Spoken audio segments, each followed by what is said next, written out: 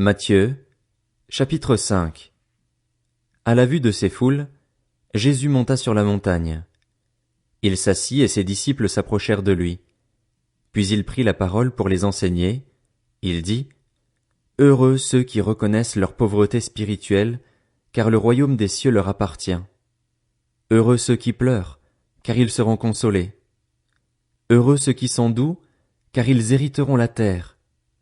Heureux ceux qui ont faim et soif de la justice, car ils seront rassasiés. Heureux ceux qui font preuve de bonté, car on aura de la bonté pour eux. Heureux ceux qui ont le cœur pur, car ils verront Dieu. Heureux ceux qui procurent la paix, car ils seront appelés fils de Dieu. Heureux ceux qui sont persécutés pour la justice, car le royaume des cieux leur appartient. Heureux serez-vous lorsqu'on vous insultera, qu'on vous persécutera et qu'on dira faussement de vous toutes sortes de mal à cause de moi. Réjouissez-vous et soyez dans l'allégresse, parce que votre récompense sera grande au ciel. En effet, c'est ainsi qu'on a persécuté les prophètes qui vous ont précédés. Vous êtes le sel de la terre. Mais si le sel perd sa saveur, avec quoi la lui rendra-t-on? Il ne sert plus qu'à être jeté dehors et piétiné par les hommes. Vous êtes la lumière du monde.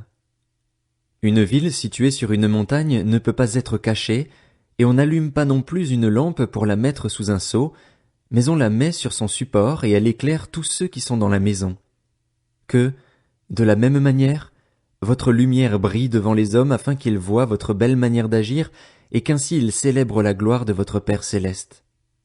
Ne croyez pas que je sois venu pour abolir la loi ou les prophètes. Je suis venu non pour abolir, mais pour accomplir. En effet, je vous le dis en vérité, tant que le ciel et la terre n'auront pas disparu, pas une seule lettre ni un seul trait de lettre ne disparaîtra de la loi avant que tout ne soit arrivé. Celui donc qui violera l'un de ces plus petits commandements et qui enseignera aux hommes à faire de même sera appelé le plus petit dans le royaume des cieux. Mais celui qui les mettra en pratique et les enseignera aux autres, celui-là sera appelé grand dans le royaume des cieux. En effet, je vous le dis, si votre justice ne dépasse pas celle des spécialistes de la loi et des pharisiens, vous n'entrerez pas dans le royaume des cieux. Vous avez appris qu'il a été dit aux anciens, « Tu ne commettras pas de meurtre. » Celui qui commet un meurtre mérite de passer en jugement. Mais moi je vous dis, tout homme qui se met, sans raison, en colère contre son frère mérite de passer en jugement.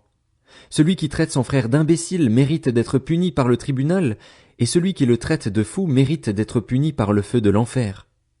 Si donc tu présentes ton offrande vers l'autel et que là tu te souviennes que ton frère a quelque chose contre toi, laisse ton offrande devant l'autel et va d'abord te réconcilier avec ton frère, puis viens présenter ton offrande.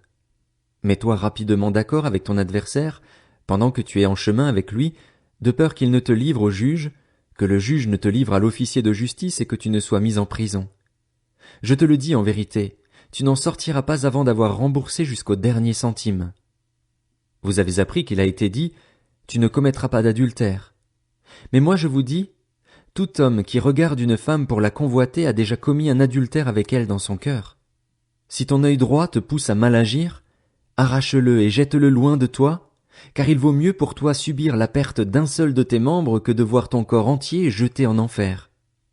Et si ta main droite te pousse à mal agir, coupe-la et jette-la loin de toi, car il vaut mieux pour toi subir la perte d'un seul de tes membres que de voir ton corps entier jeté en enfer. Il a été dit que celui qui renvoie sa femme lui donne une lettre de divorce. Mais moi, je vous dis, celui qui renvoie sa femme, sauf pour cause d'infidélité, l'expose à devenir adultère, et celui qui épouse une femme divorcée commet un adultère.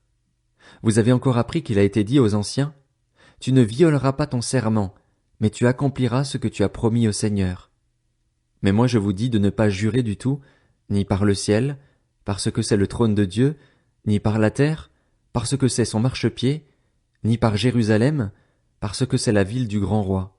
Ne jure pas non plus par ta tête, car tu ne peux pas rendre blanc ou noir un seul cheveu. Que votre parole soit oui pour oui, non pour non, ce qu'on y ajoute vient du mal.